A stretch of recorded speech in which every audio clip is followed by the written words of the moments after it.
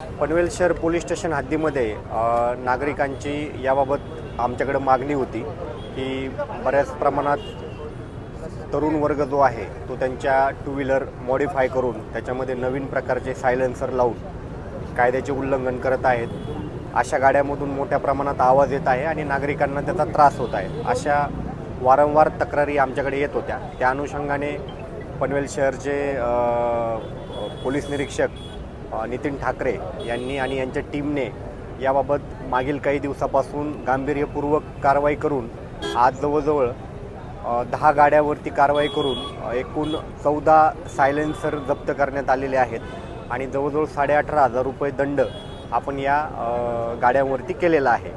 त्याचबरोबर जे सायलेन्सर हे बनवून देतात त्यांच्यावरती देखील यापुढे आम्ही कारवाई करणार आहोत आणि ही कारवाई यापुढे देखील चालू राहील. त्यामुळे पनवेल शहरच्या सर्व नागरिकांना माझं याबाबत आव्हान आहे, सर्व तरुणांना, की आपण अशा पद्धतीने गाडीमध्ये कुठल्याही प्रकारचे सायलेन्सर मॉडिफिकेशन करू नये.